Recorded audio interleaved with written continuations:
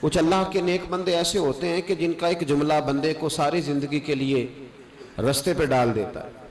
بہت بڑے درویش تھے حضرت عثمان حیری۔ امام غزالی رحمۃ اللہ علیہ نے لکھا ایک دفعہ ایک آدمی نے ان کی دعوت پکائی،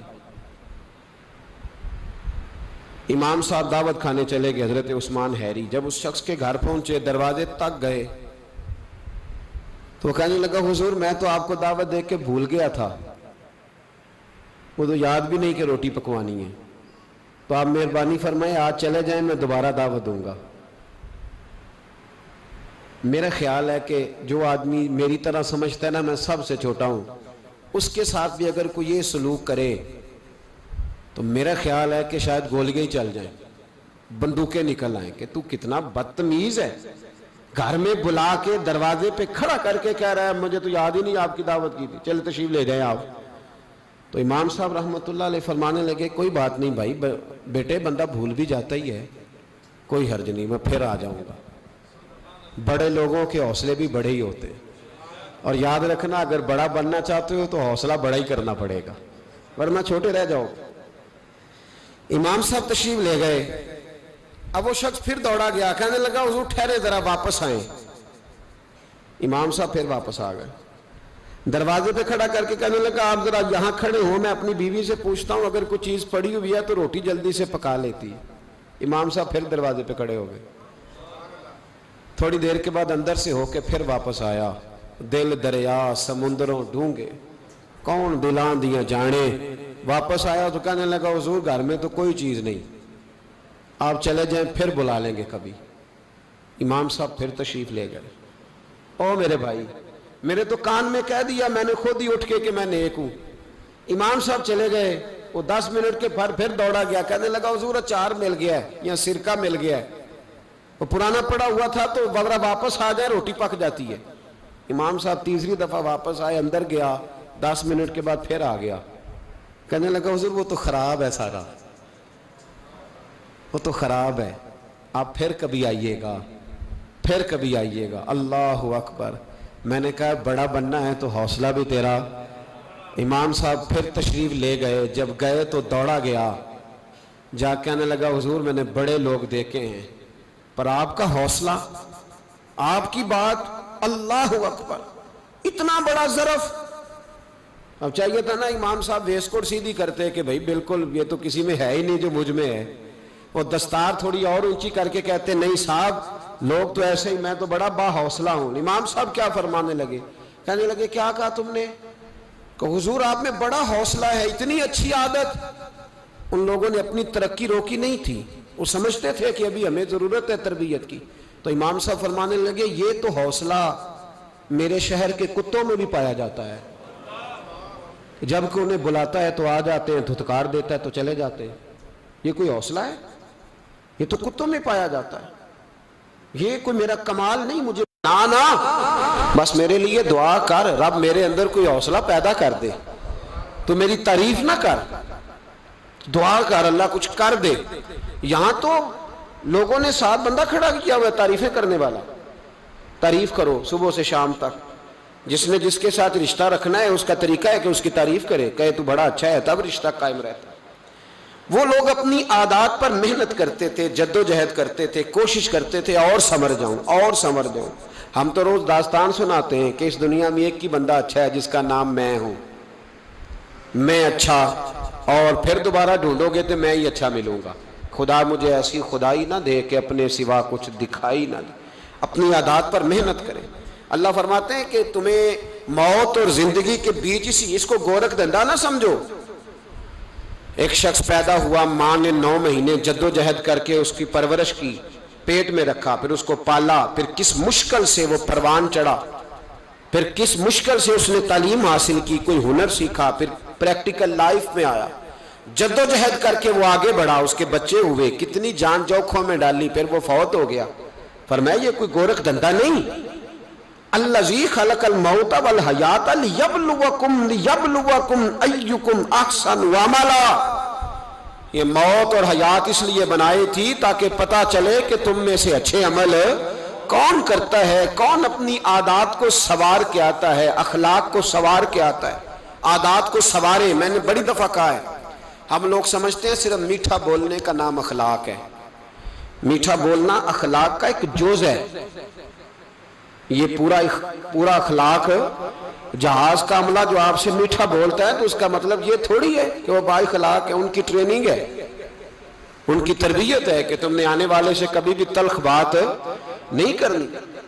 آپ نے 12,000 روپیہ دیا ہے جہاز کی ٹکٹ کا, ڈومیسٹک فلائٹ پہ بیٹھے, اور جو آپ کے سامنے شخص آپ کو ڈیل کر رہا ہے اس کی 1.5 لاکھ روپیہ تنخواہ ہے, لیکن اس کے باوجود وہ میٹھا بول رہا ہے تو آپ اس کو با اخلاق نہیں کہیں گے, اس لیے کہ یہ اس کی, ہاں اگر وہ دل سے آپ کے ساتھ اچھا رویہ کر رہا ہے تو پھر وہ بہت اچھا ہے, پھر وہ با اخلاق ہے. لیکن میرے بھائی بہت سارے لوگ تو میٹھا بولتے ہیں, ان کی ٹریننگ ہوتی. اخلاق حسنہ کیا ہے؟ اخلاق حسنہ کی پہلی سیڑھی یہ ہے کہ تیرا اپنے رب پہ بھروسہ کتنا زیادہ ہے. اگر تو توکل والا نہیں تو تو اخلاق والا نہیں ہو سکتا. توکل علی اللہ پہلی سیڑھی ہے اخلاق حسنہ کی. میرے نبی پاک علیہ السلام نے فرمایا اگر تم اپنے رب پہ بھروسہ کرو گے تو اللہ تمہارے ساتھ وہی سلوک کرے گا جو پرندوں کے ساتھ کرتا ہے. تو صحابہ عرض کرنے لگے حضور پرندوں والا سلوک کرے گا؟ تو نبی پاک علیہ السلام فرمانے لگے پرندے سویرے بھوکے نکلتے, انہیں نہیں پتا ہماری فیکٹری کون سی ہے, کہاں جا کے مزدوری کرنی, ان کو نہیں پتا کس کھیت میں ہل چلانا ہے, ان کو نہیں خبر کہ کس دفتر میں جا کر کے بیٹھنا ہے. وہ سویرے بھوکے نکلتے ہیں اللہ پہ بھروسہ کر کے, لیکن نکلتے ضرور ہیں, جدوجہد ضرور کرتے ہیں. جب شام کو واپس آتے ہیں تو اللہ انہیں پیٹ بھر کے روٹی عطا فرماتا ہے. تم بھی بھروسہ اپنے اللہ پہ کرو, اپنے مالک اور خالق پر بھروسہ کرو. سارا بھروسہ ہی دنیا داروں پہ ہے, سارا بھروسہ. ہمارے حکمرانوں کو معاذ اللہ تعالیٰ ثم معاذ اللہ سارا بھروسہ ہی یہودیوں پہ ہے, عیسائیوں پہ ہے. ہمارا بھی سارا بھروسہ ایم این اے پہ, ایم پی اے پہ, چیئرمین کا انتظار کر رہے ہیں آئے گا تو گلی بنائے گا. تو نے 1.5 کروڑ روپے اپنے مکان پہ لگایا ہے, اگر 1 لاکھ تو گلی پہ لگا دے گا تو کیا حرج ہے اس میں, باقی لوگ بھی گزر جائیں گے. سارا بھروسہ دنیا داروں پہ. حضرت بایزید بسطامی رحمت اللہ تعالیٰ علیہ فرماتے ہیں کہ رمضان کا مہینہ تھا تو میرے بستان میں نا سارے میرے ہاتھ چومنے والے تھے. ہاتھ چومنے والے بڑے اچھے ہوتے ہیں, لیکن کبھی کبھی دل کرتا ہے کہ بندہ تنہائی میں بیٹھے اکیلا, کوئی نہ ہو, ایک بندہ ہو ایک اس کا رب ہو. کبھی کبھی دل, بابا بلے شاہ صاحب نے بھی کہا اٹھ بلیا چل اوتھے بسیے جتھے بس دینی ساری انے, اوتھے بسیے جتھے بس دینی 2-3 نہیں ساری انے. اٹھ بلیا چل اوتھے بسیے جتھے بس دینی ساری انے, نہ کوئی ساڈی ذات پچھانے نہ کوئی سانو مننے. تو حضرت بایزید فرماتے میرا بھی دل کرتا تھا آج وہاں جاؤں جہاں کوئی جاننے والا نہ ہو, اور وہاں جا کے نہ, میں رمضان کا مہینہ تھا تو دل کیا کہ وہاں جا کے روزے گزاروں جہاں ہاتھ چومنے والے نہ ہو, میں ذرا کھل کے عبادت کر لوں. فرماتے ہیں میں دور بستام سے نکلا, ایک مسجد میں جا کے اعتکاف بیٹھا, پورے مہینے کا اعتکاف. پہلے دن مسجد میں گیا تو نمازی پوچھنے لگے بابا جی روٹی کہاں سے کھاؤ گے؟ میں نے کہا کہ میرا اللہ دے گا. یہ نہیں کہتے کہ بابا جی فکر نہ کرنا روٹی آ جائے گی. کہا روٹی کہاں سے کھاؤ گے؟ کہا اللہ دے گا. کہنے لگے اللہ تو دے گا پر کس طرح؟ تو آپ فرمانے لگے آپ مسلمان ہیں, آپ کو سمجھنا چاہیے کہ اللہ وسیلے کو پسند ضرور فرماتا ہے پر اللہ وسیلے کا محتاج نہیں. وہ اگر چاہتا ہے تو پھر بے حساب ہی عطا فرماتا ہے, تو وہ دے گا انشاءاللہ. کہنے لگے جی دے گا تو صحیح پر کس طرح؟